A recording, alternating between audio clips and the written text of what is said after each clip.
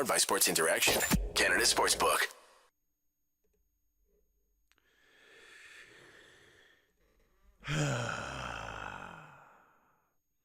Here we are.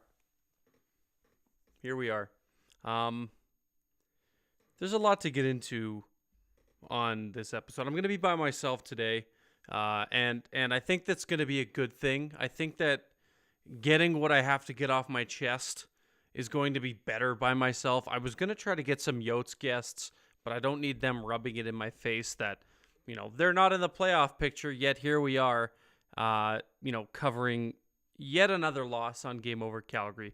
If Jay Money's in the chat, I would love nothing more than for him to tally up my record and let us know where we're at. But before we go any further, on a very serious note, mental health check-in. I hope everybody's doing okay. Unprompted or anything, just a general, how you doing? Stuff gets tough. I hope everybody's dealing with everything that they're dealing with in an appropriate manner, and that everybody is, feeling mentally okay. It's something I like to kind of bring up every now and then, just to check in and see how everybody's doing, and especially you people who support me. Not that, people who don't support me don't matter, because they do. But especially you. We spend a lot of time together. I just want to make sure that everybody is doing okay. I hope everybody is dealing with what they're dealing with well. And if you're not, don't hesitate to reach out. My DMs are open. Everybody goes through stuff. Everybody's battling in their own way. So if you are and you're comfortable doing so, don't hesitate to reach out. I'm definitely happy to talk with you. Unprompted, just felt like starting with something a little bit, get everybody going. Hopefully everybody's feeling okay. Want to bet? Then get in on the action with Sports Interaction. The boys of summer are back on the diamond, and March Madness is on deck.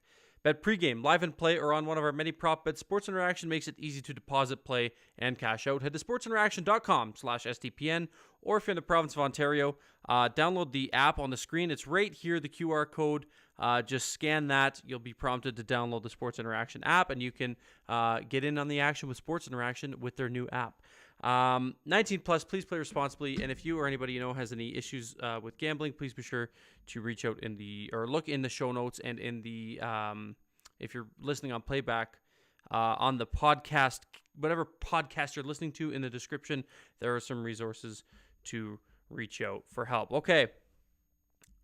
I'm glad they didn't score in overtime, them being the Calgary Flames, because that would have had to more than likely change the direction of where I wanted to go with this show. I see AZ Sports Guy is in the live chat, and he's going to be a menace to me tonight. I know that damn well. He works at Mullet Arena and got to witness it. I know. I saw his wife posted on Twitter as well. They were both at the game, but a lot of things did not go Calgary's way tonight. I'm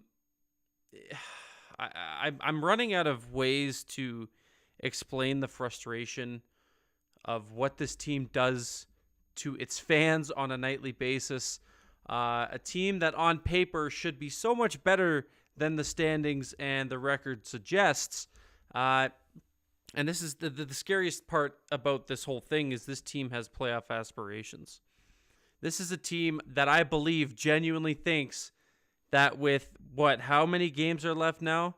I got to bring it up. With however many games are left in the season, so the Flames have played 68 games. There's 14 games left. Coming into this, they had 15 games left in the regular season. Everybody's spitting out the number that they figure that the Flames need 95 points to try to squeak into a wildcard spot and to try to make the playoffs. 95 points is the benchmark. Okay, you do the math. We're all smart people in here. We all can do basic math. I'll help you out because I sometimes need help too. They're at 73 points coming into tonight's game with 15 games left. To get to 95 points, they would have to have 11 wins, right? 73 or 95 less 73 is 22. 22 points. You get 2 points per win. 11 wins in their 15 games remaining. So now in their 14 games remaining, I guess they got the loser point, which is what it is. They're the loser point merchants, as they now have their record is 30-24-14. So they've lost 38 games, but thanks to the loser point, they've picked up 14 points in those 38 games, which is crazy. The loser point, and like even though the Flames are merchants of it this year, the loser point needs to go. I think it's the silliest thing ever. However, we're not here to discuss that. We're here to talk about the game that was. Did you guys see any good points in tonight's game? Did you guys see anything good? Tell me what you think was good, because I feel like this is going to be a good episode for you, the viewer, and me, the host, to kind of just chalk it up together. Right? We're all frustrated. We all feel the same way. This team is underwhelming. Let's chalk it up together. I feel like, or chop it up together, whatever the saying is. It's late. This daylight savings time is screwing with me so hard. Right? I had people over on the weekend. They left at 2 o'clock. Oh, no, they didn't. They left at 3 a.m. Makes me feel like even bigger of a degenerate for staying up that late. Heading into this game, Markstrom versus Ingram. Markstrom has seemingly been playing pretty well. I don't want to pin this one on him at all, I don't think. He's been playing solid. There's some things we're going to get into in today's show where, maybe he was hung out to dry a little bit, more so a lot in tonight's game. And I was kind of live tweeting some stuff that we can get into because I feel like it's super relevant. Dennis, what's up? Dennis is one of our lovely Game Over Edmonton hosts who doesn't have to go through the pain of what the Calgary Flames are going through because his team is, they won tonight. And let's see, where does that put them in the 84 points? That's got to put them, how are they behind? Anyway, it's not Game Over Edmonton. But congratulations on not having to worry about being in a playoff spot, Dennis and Avery and Zach, all of our lovely Game Over Edmonton hosts. The only lovely thing about Edmonton are those three people, even though Zach lives in Calgary. But we'll keep that a bit of a secret. Markstrom versus Ingram. Does this Ingram guy know that the Arizona Coyotes should be in the hunt for Connor Bedard? Is this man single-handedly going to take the Arizona Coyotes out of the sweepstakes for Bedard? And look, fans of teams love to see their team win. I get that. Wholeheartedly, I get that. I love to see when this team wins. But when you're a bottom feeder team and have been all year, and you start to win hockey games late, and the people that you're trying to chase lower, and I know it's a lottery ball, they could still probably get first overall. If you go on Tankathon, you can run the simulator and see how many times Arizona gets the first overall pick. It can still happen. But Ingram's not giving them any better of a chance because he's playing really well. And I thought he played really well tonight as well. But does he know? Does he not get the memo? AZ Sports Guy, any of the Yotes fans in here that are watching me suffer on a solo show where I got to talk about how bad this game was from a Calgary perspective? Does this guy know? Does he know? It's the does he know meme. Does he know? Does he know that this isn't the MO? Yeah, there it is. AZ Sports Guy saying Ingram took Bedard away from us, which is it could be true, but also the Yotes could lose out and other things could happen. But let's start it off with kind of just recapping this game, and we'll talk. We'll quickly go through my notes of what I noticed from period by period, and then we'll break down. I want to bring up Money Puck. I want to talk about Kadri. I want to talk about. This might be a little bit of a longer episode, and I apologize to you guys because there's just so much to talk about after such a devastating loss. And they've all been devastating, but this one just particularly hurts a little bit more because of the revenge tour. Connor Mackey, Brett Ritchie, who actually played a pretty solid game, and Yusuf Alamaki, who's just looked so good ever since being claimed. How silly does this coaching staff and this team look now? You thought Mackey was the guy, so you do the inevitable. You waive Yusuf Alamaki.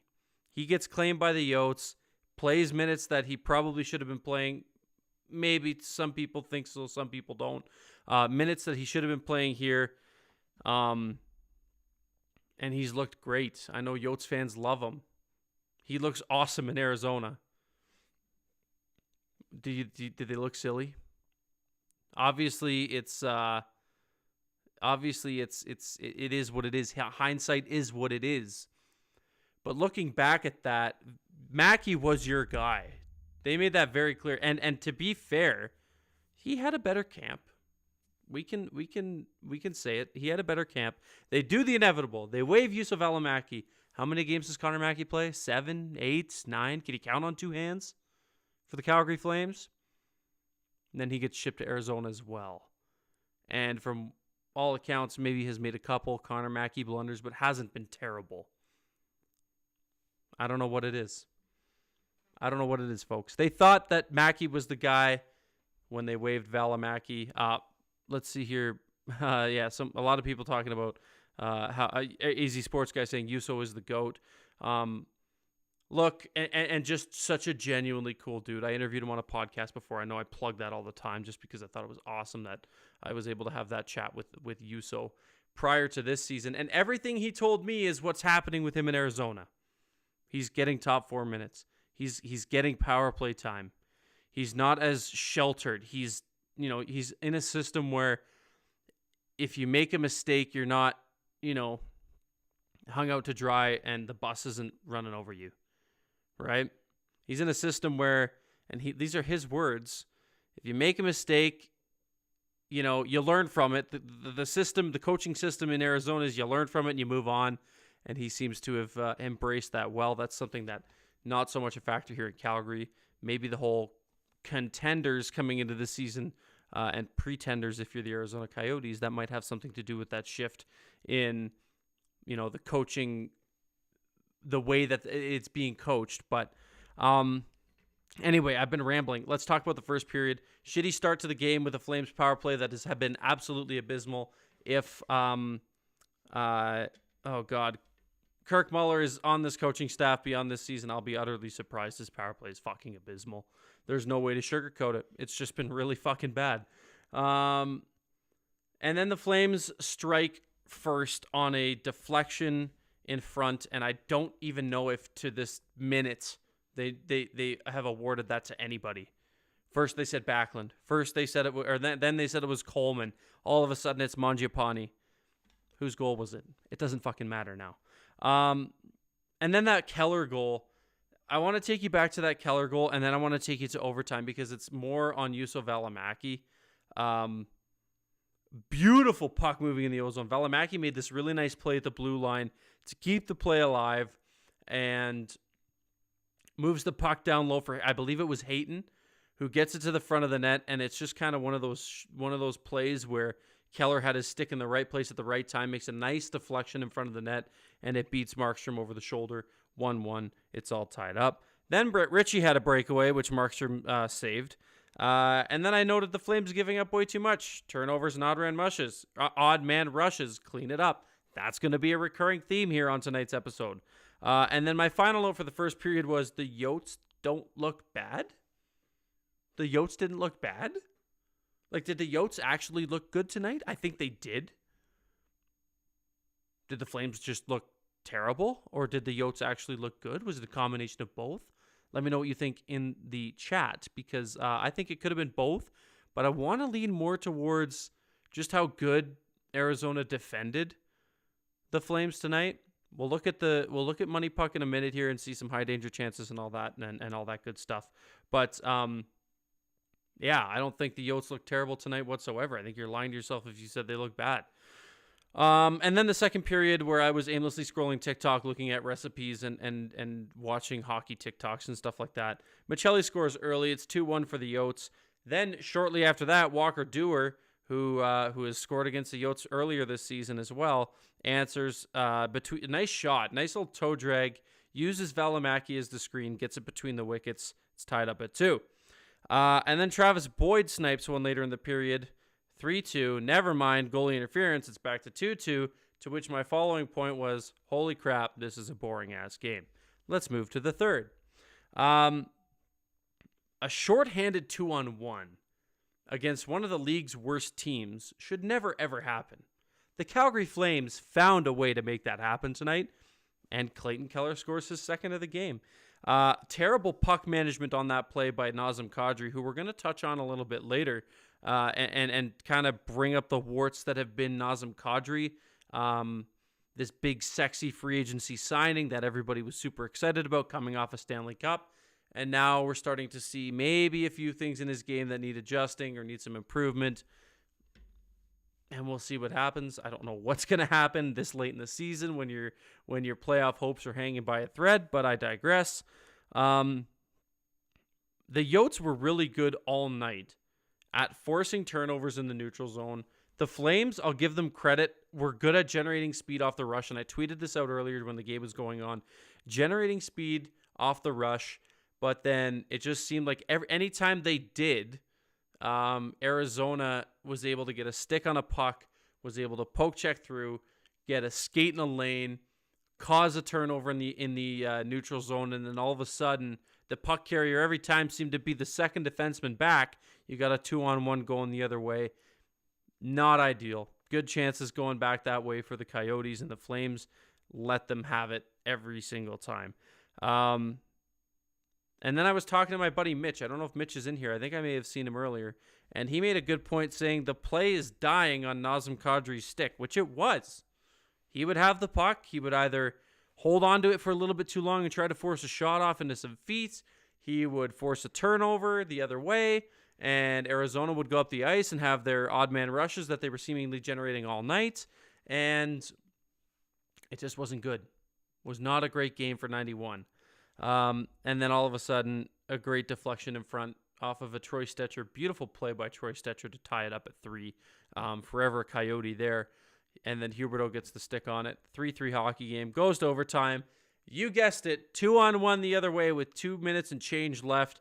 Who else but Yusuf Valimaki and Travis Boyd on a 2-on-1. Valimaki gets the shot off. A good initial save by Markstrom, who just can't corral the rebound. And Boyd is on the doorstep to seal the deal. That's the Coles notes of tonight's hockey game. The Calgary Flames losing 4-3 in overtime over the Arizona Coyotes. This is Game Over Calgary, by the way. 50 people in here now. There weren't that many when I started my rant, so thank you for stopping by. Hit the like button. As Dennis said, shout out Dennis who's in the chat. Hit the like button. Share the stream. Let's get more people in here. Voice our concerns. Voice our opinions. Are the playoff hopes still alive in Calgary? What do you guys think? I'm going to head to chat. Let's see what some of you guys are saying. Lots of good chats and lots of good comments in here as well. Nate, ha ha ha ha ha. This team. What was that? I thought Phoenix, Arizona wanted Bedard. Let's see here. AZ may want Bedard, but apparently not more than the Flames want to pick 16th. Yeah, left-handed penman with a great point. The Calgary Flames, stuck in perpetual mediocrity, are going to pick in the middle of the pack as they normally do. Another 1-goal loss. Too bad there weren't any game-breaking goal scorers for sale at the deadline. Not sure what my favorite part about this game was, putting 45 shots on and losing, getting only 4 high-danger shots on the Coyotes, Lewis and Lucic out in the final 4 minutes, losing again in overtime. The list goes on and on. That one there is coming from Nate. Noah Adler said, I would expect nothing more from this team. Gould is happy, says Connor. Yes, of course. Thus, we must all be happy. Gould obviously covers the Coyotes for Daily Faceoff and writes for Flames Nation as well. Left-handed Penman says, is the Auddie curse back in play? Hasn't PK been hosting all the wins lately? You would be correct, my friend. It seems to definitely be back in play. We shall see if that ends. I don't see any end to it in sight, so don't get your hopes up. Yes, MGD8862. The Canucks did beat Dallas, and if you're a Canucks fan, I don't know if they're still live. I believe it was Kaya hosting tonight. She is live on the SDPN Sports YouTube channel as well. Maxim, if the Flames fire Sutter, who should they replace him with? Great question. I don't know. Bruce, there it is. Andrew Burnett. I know he's got a Dewey, and Deweys are not cool. You should never drink and drive. Ever, under any circumstance, call an Uber, call me if you need a ride, or I can help you get a ride somewhere. Just please don't get behind the wheel if you've had alcohol in your system. I know he's got a Dewey, but I would not be opposed to Andrew Burnett. I'm just going to leave it at that. let's see here. The kids need to develop. Hubie got a goal. Does that count as good? Yeah, that could be good depending on your opinion on good. Michael Backlund continuing his captaincy run. He's continuing his freaking Selke run. That's for damn sure. He's been good. Let's see here. Where have we gone? Let's see. Surely in the law of averages would see us accidentally win in overtime at some point. That one coming from Matt. Yeah, could. Yeah, I guess so. AU's vlog. What's up, buddy? How are you? I guess you said it. I did say it over on Twitter there. It ain't over till it's over, and now you know that.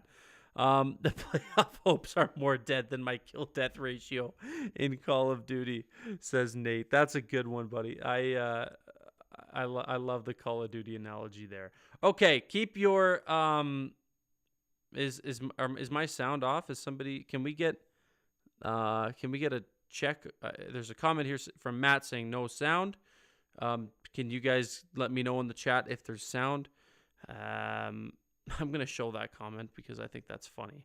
But let me know if there's sound. I hope there is because if not, I've been ranting and rambling for nothing. Okay. In the meantime, while I wait for y'all, voice crack, love that. While I wait for y'all, okay, we're good, perfect. While I wait for you guys to say what you want to say in the chat, get some questions in, get some chat conversation going, let's go over to moneypuck.com, our good friends over there who come up with all of these really cool charts and graphs and numbers and all that stuff. As of 10:56 p.m. Eastern Time today. So what's that put us at? It's 1 a.m. in Ontario right now, Eastern Time, I should say. I always call it Ontario time because that's where I'm from. So earlier today, prior to this game ending, the Calgary Flames had a 26.3% chance to make the playoffs, which is not very good. Everybody around them in their division, that being the Oilers, who have a 96.1%, the Kraken have a 93.5%, Vegas 99.7%, LA 98.8%, and then some of the people that they're chasing, such as the Winnipeg Jets, who have an 81.4% chance. It's just the meat and potatoes of it is it's just not looking pretty. It's not looking pretty whatsoever for the Calgary Flames right now, who, as of Money Puck prior to this loss, had them at a 26.3% chance that they're going to make the playoffs, which is concerning and should be concerning if you're a Calgary Flames fan, that the Flames had or have one of the easiest remaining schedules throughout the rest of the season, and yet they still only have a 26.3% chance. They've just been blowing it. You know, I kind of feel like a good comparison, kind of a decent comparison. The Ottawa Senators went out. They got Jacob Chychrun. They seemingly got hot at a good time, and ever since have just been shitting the bed. And now their playoff hopes, they're probably, I know they're even worse than Calgary.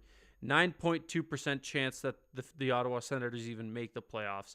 And that was in a tight race in the East wildcard race where they had a chance. They did have a chance. Now I feel like the Calgary Flames are kind of stepping into that territory as well, where it's like, okay, we're getting later in the year.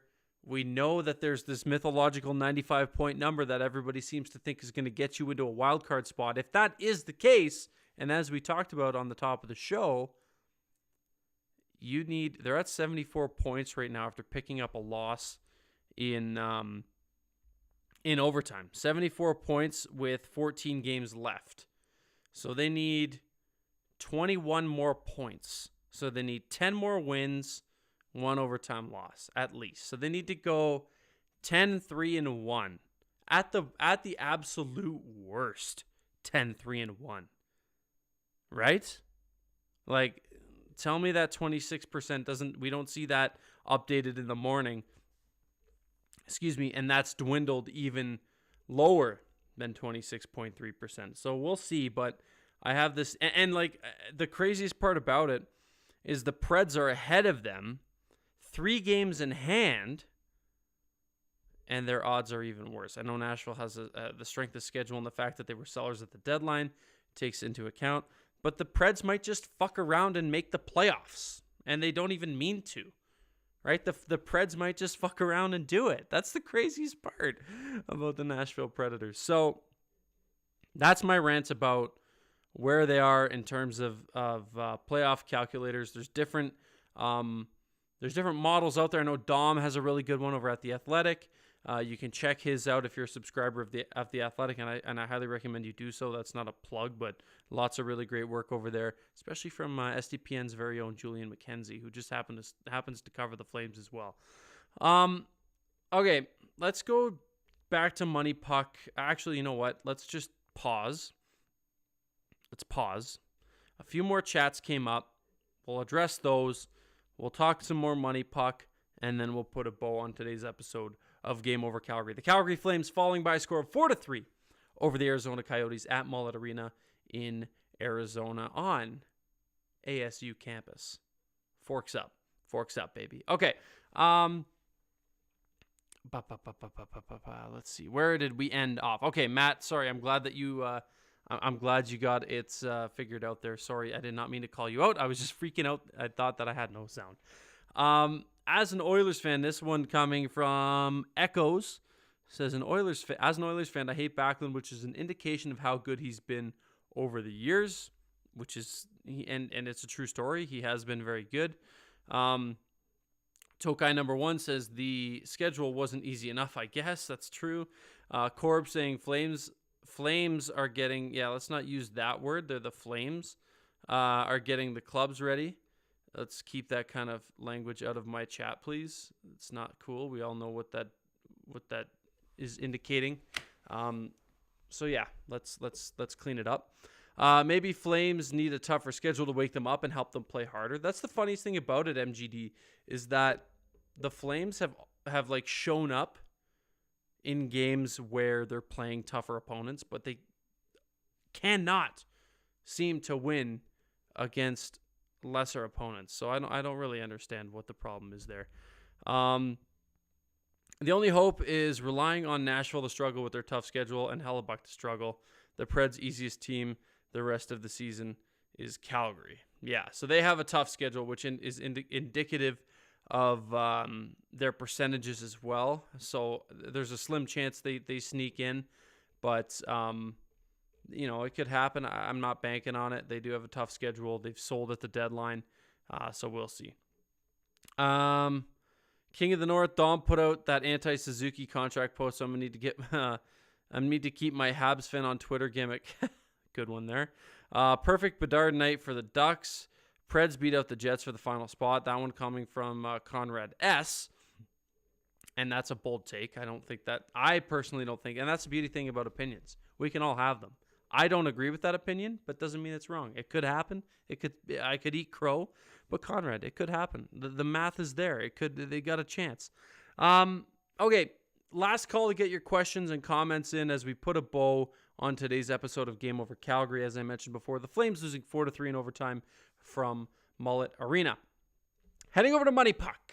The deserve to win a meter, which everybody likes to screenshot and post, had after 1,000 times of the game simulation, the Yotes win that one 53.8% of the time. Sorry, it's just readjusting here, but yeah, it should probably get down to 53.8, which is not good. Looking at the heat map of scoring chances, the Calgary Flames actually ended up getting a decent amount of not high danger. I don't really know what they consider high danger on this chart. I'm still learning, but I think the big red bubbles are the ones that are the ones that are better. Maybe those are goals. I can't tell. But either way, based on what it looks like, the Flames had way more shots. Obviously, they got a little bit more down low and in front than what they normally do by shooting from the perimeter. But the Yotes, they had more big bubbles in front of the net, and that's as high tech as this explanation is going to go, is the big bubbles.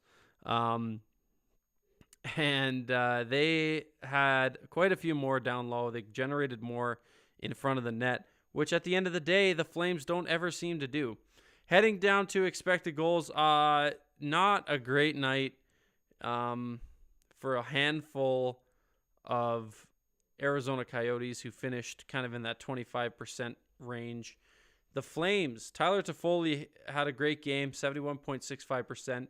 Tanev, Lucic, by some miracle, is top 3 in expected goals percentage. Looking at ice time, because I know people want to talk about this. Nazem Kadri, who had a notably bad game, finishes with the second fewest ice time minutes on the Calgary Flames tonight. So he plays 14-17. And got to be honest with you, folks, he didn't really give Daryl Sutter much of a choice but to give him those sheltered minutes and to give him those limited minutes. He did not play a very good game whatsoever. It was him, and then below him, Trevor Lewis with 11 minutes.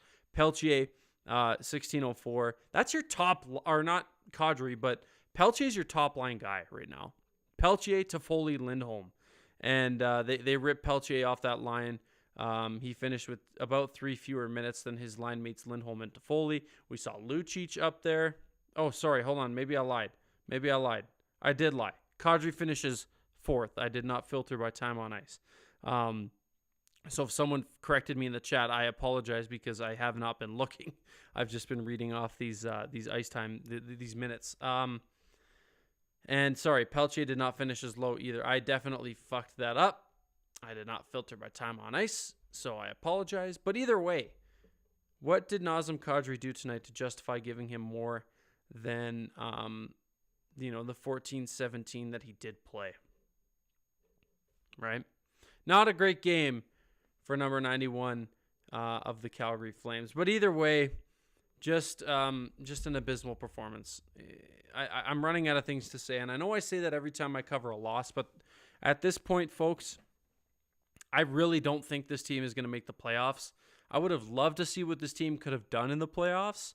I think that they're much better suited to play in the playoffs than they were last year. I think, at least. I guess we won't know because we're never going to see it with this exact group unless they run it completely back next year. But we're not going to know. I truly believe we're not going to know. I don't think that this team has got what it takes to finish the season the way that they have to in order to secure a playoff spot. In those 14 games, they need 21 points to get to that 95-point mark where we all think they're going to need to be if they want to get into the playoffs. So we'll see. It's going to be interesting. Unless crazy things happen, like Seattle loses out, Winnipeg loses out, and the Flames are able to somehow sneak in, I just don't foresee it. I don't foresee it. So, let's see here. We'll put a bow on it after I read some of the final comments here. Appreciate all you guys for being here. This is a late one, and you guys are motoring through this, and I appreciate you guys all being here because I'm exhausted. My throat is killing me, and I can only imagine if I'm enduring through this, you guys have to endure through it as well. So I appreciate it either way. Let's see here. Bigger circles or higher chance opportunities. If they got a dark ring around them, they were goals. Okay, perfect. That's what I thought. Great ship you're running over here. I'll be tuning in more often. King of the North, I really appreciate that, my friend. Thank you so much for stopping by. Subscribe to SDPN Sports. You'll get all the notifications for all of the game overs, or if you're a Flames fan, you can specifically tune into Game Over Calgary. But lots of great and talented hosts. I did a lot with our great hosts over the trade deadline. We had a lot of fun there on the SDPN Sports YouTube channel. Can we get a put a bow on it hat for some SDPN merch? Conrad, you're not asking the right guy. Robert, Jesse, Steve. I think Jesse is mostly in charge of the merch. I think Adam. I don't know. Ask the guys who are in charge. That would be cool though. If I could get an SDPN hat that has put a bow on it, I think that'd be really cool.